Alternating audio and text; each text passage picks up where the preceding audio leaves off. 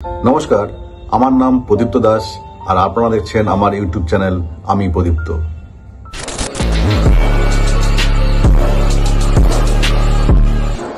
আজ আমি এমন একজন চিত্র পরিচালক কাম অভিনেতাকে নিয়ে আলোচনা করব যার নাম আজকালকার যুগের ছেলে মেয়েদের কাছে প্রায় অজ্ঞাত।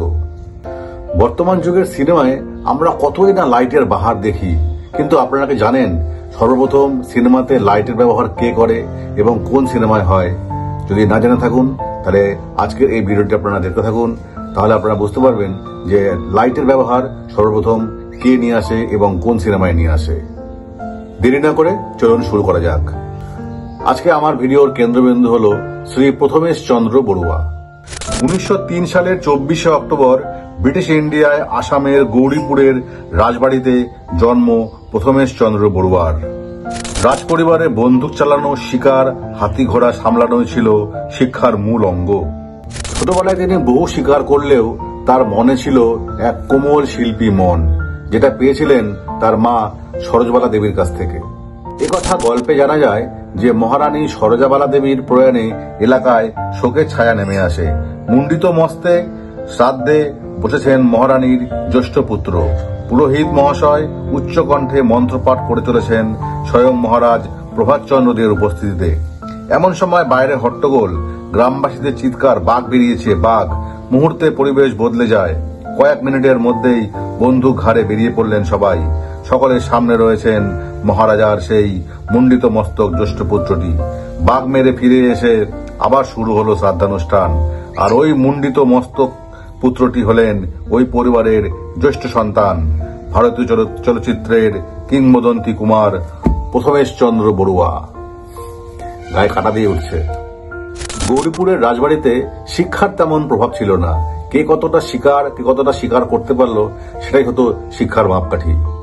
মহারাজ প্রভাতচন্দ্র বৌদ্ধকে বিশ্বাসী হলেও পরবর্তীকালে তার 3 ছেলে প্রথমেশ, প্রকৃতিশ, প্রণবেশ এবং 2 মেয়ে নিহারবালা ও নীলিমা সুন্দরীকে শিক্ষিত করবার জন্যই বাড়িতে শিক্ষকের তত্ত্বাবধানে ছেলে মেয়েদের লেখাপড়া ও গান বাজনা শিখিয়েছিলেন। প্রথমেশ বড়ুয়ার মন ছিল নরম। দয়া, মায়া, ক্ষমা এই সমস্ত গুণগুলি তিনি তার মার কাছ থেকে পান, আর এর জন্যই তার শিকারের প্রতি বিতৃষ্ণা জন্মায়। বাড়িতে শিক্ষকদের তত্ত্বাবধানে লেখাপড়া করার পর প্রথমেশকে কলকাতায় হেয়ার স্কুলে ভর্তি করে দেওয়া হয় ক্লাস 9-এ।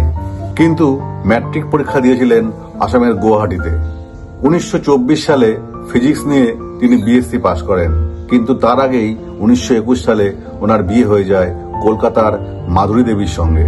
প্রথমেশ বাংলা নাটকের প্রতি আগ্রহী হন প্রেসিডেন্সিতে পড়ার সময় থেকেই। তিনি তার বন্ধুদেরকে নিয়ে গৌরীপুরে একটি নাটকের ক্লাব খুলেছিলেন এবং সেখানে প্রায় 16টি নাটকে তিনি মুখ্য ভূমিকায় অভিনয় করেন। নাটকের সঙ্গে খেলাধুলা, সমাজসেবার কাজের সঙ্গে তিনি জড়িয়ে পড়লেন। সমাজসেবা করাকালীন তার চোখে এলাকার দুস্থ লোকদের দুর্দশা চোখে পড়ল। দুস্থ গ্রামবাসীদের কাছ থেকে কর তুলবেন না বলেই মহারাজ প্রভাতচন্দ্রের মৃত্যুর পর তিনি সমস্ত রাজ্যপাট তার ভাই প্রকৃতিশচন্দ্র বড়ুয়ার হাতে তুলে দিয়ে তিনি কলকাতায় চলে আসেন। আর এই মানসিকতাই হয়তো তাকে পলিটিক্সে এনেছিল। এই সময়ে প্রথমেশ বিনা প্রতিদ্বন্দ্বিতায় আসাম ব্যবস্থা পরিষদের সদস্য নির্বাচিত হন। 1929 সালে প্রথমেশ চন্দ্র বড়ুয়ার জীবনের মোড় ঘুরে যায় যখন তিনি ধীরেন গাঙ্গুলির অনুরোধে পঞ্চস্বর ছবির শুটিং দেখতে গিয়েছিলেন। তিনি সেখানে দেখলেন সেই ছবির নায়ক ঠিক মতন বন্দুক ধরতে পারছে না। তখন তিনি নিজে গিয়ে ওনাকে বন্দুক ধরার কৌশল শিখিয়ে দেন, কিন্তু তাতেও হচ্ছিল না। অবশেষে পরিচালকের কথায় নায়কের পরিবর্তে প্রথমেশ চন্দ্র বড়ুয়া সেই দৃশ্যটি করেন এবং এটিই তার ছবির প্রথম দৃশ্য বলে চিহ্নিত হয়ে থাকে। তারপর থেকেই তার মাথায় ফিল্ম নিয়ে নানান ধরনের আইডিয়া এবং ইন্টারেস্ট জমাতে থাকে। 1930 সালে যকৃতে পাথর ধরায় চিকিৎসার জন্য প্রথমেশ চন্দ্র বড়ুয়া ইউরোপ গেলেন। তার মনে একটা সুপ্ত বাসনা ছিল যে ফিল্ম সম্পর্কে বিদেশে গিয়ে শিক্ষা লাভ করবে। সুযোগটা এসেও গেল। আর কাকতালীয়ভাবে কবিগুরু শ্রী রবীন্দ্রনাথ ঠাকুর ইউরোপ ভ্রমণ করছিলেন। উনি রবীন্দ্রনাথ ঠাকুরের সঙ্গে দেখা করেন এবং তার পরিচয় দেন। রবীন্দ্রনাথ ঠাকুর খুব খুশি হয়ে একটি চিঠি প্রথমেশ চন্দ্র বড়ুয়াকে লিখে দেন। সেই চিঠির সুবাদেই প্রথমেশ চন্দ্র বড়ুয়া ফ্রান্সের ফক্স স্টুডিওতে ছবিতে কৃত্রিম আলোর ব্যবহার শিখে। ইউরোপ থেকে ফিরে এসেই 1931 সালে প্রথমের দিকে তৈরি করলেন নিজের ফিল্ম ইউনিট, যার নাম বড়ুয়া ফিল্ম ইউনিট। তৈরি হলো প্রথম ছবি অপরাধী। এটি একটি নির্বাক ছবি, আর এটিই ছিল প্রথম ছবি যাতে কৃত্রিম আলোর ব্যবহার হলো। পরবর্তীকালে তিনি নির্মাণ করেন রূপলেখা, মুক্তি, গৃহদাহ এবং দেবদাস, যার মধ্যে দেবদাস তাকে কিংবদন্তির আসনে পৌঁছায়। তার অভিনীত দেবদাস আজও অপ্রতিদ্বন্দ্বী। এই ছবিতেই বিখ্যাত গায়ক অভিনেতা A.K. সাইগাল তার আত্মপ্রকাশ হয়। এরপরে অনেকবার দেবদাস নির্মিত হয়েছে, কিন্তু প্রথমেশচন্দ্র বড়ুয়াকে কেউ ছাপিয়ে যেতে পারেনি।